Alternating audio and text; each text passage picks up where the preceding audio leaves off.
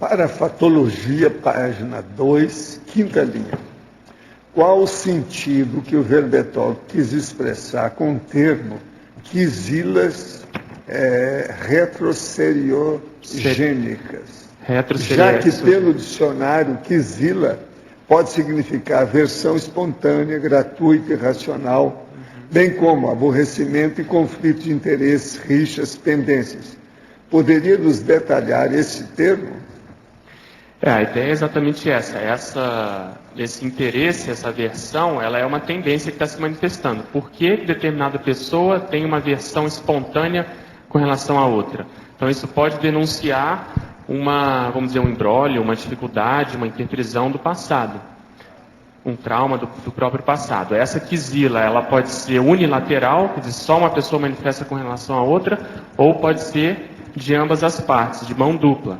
Então, se for de mão dupla, muitas vezes a raiz ela é mais séria.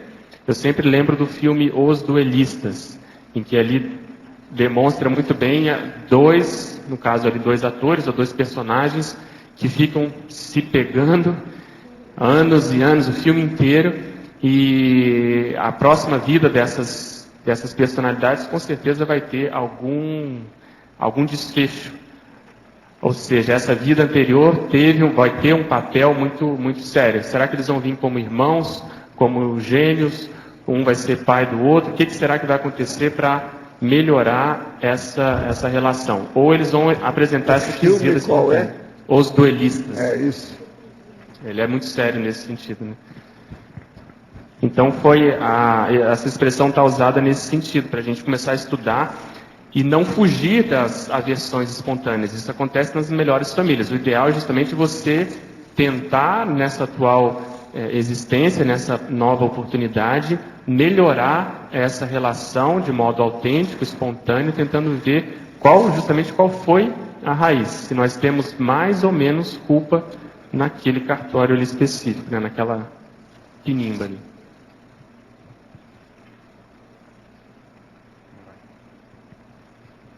Pode falar. Pedro, em Paradoxologia, página 4, lá o último paradoxo, você pode ampliar isso aí? O fato paradoxal de a mesma holobiografia produzir o antepassado de si mesmo e o autorrevezador multiexistencial lúcido. Quando a gente começa a estudar o processo do autorrevezamento, em geral, em função da evolução do processo da lucidez, a tendência é que isso seja uma conquista mais recente ou até uma preparação para as próximas vidas. E que mesmo a pessoa que hoje é um autorrevezador, no passado ela pode ter sido o antepassado de si mesmo. Então, às vezes, ela nasceu vamos supor, na antepenúltima vida, na mesma família, como o avô e depois como o bisneto dele mesmo. Não tinha tanta lucidez para o processo evolutivo, estava preso ao processo de interprisão grupocármica, preso a determinado grupo, promoveu algumas reciclagens, fez algumas assistências a esse mesmo grupo, entrou, vamos supor, no curso intermissivo, e hoje, ou na vida anterior, ela já pensa nesse processo de auto-revezamento mais lúcido, em termos cognitivos, em termos de ideias, em termos até de Max Proex. Então é um paradoxo porque você vê a mesma condição antípoda, né? Processo de antepassado de si mesmo. A tendência a ser mais nosográfico e o autorrevezador ser mais positivo, mais homeostático na mesma série X, né? Na mesma série de existências. O próximo passo para essa pessoa é a identidade extra. Identidade extra. Autoconsciente. Legal. Pedro, aqui no Adjalma, tudo bem? Tudo bem. Parabéns, cara, muito bom. Obrigado. Vamos continuar aqui na Paradoxologia, a página 4, na quarta linha, o paradoxo seriexiológico, temperamento idêntico, compleição física discrepante. Comenta isso pra gente um pouquinho. Esse paradoxo ele aparece muito nas pesquisas de personalidade consecutiva, né?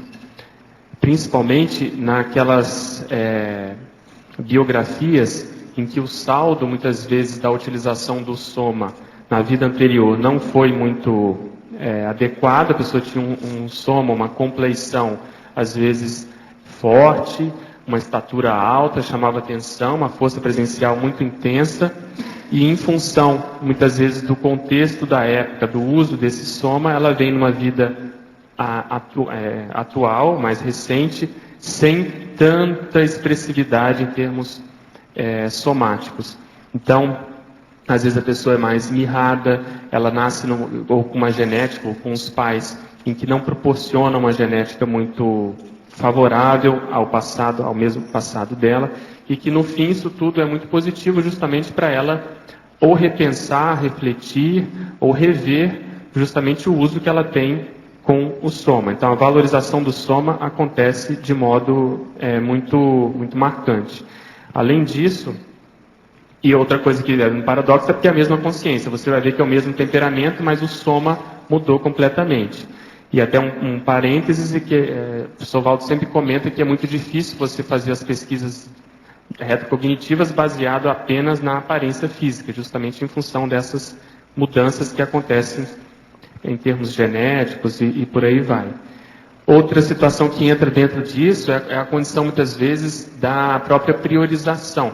Às vezes a própria consciência escolheu ter um soma não tão chamativo ou com não tantas facilidades. Vamos supor, a pessoa é da área artística, ela tinha muita facilidade de tocar instrumentos, ela vem num soma atual que não favorece, que não tem, vamos supor, um ouvido muito apurado, ou as mãos, os dedos não favorecem a ela, vamos supor, tocar piano, tocar violão, tocar algum instrumento de cordas.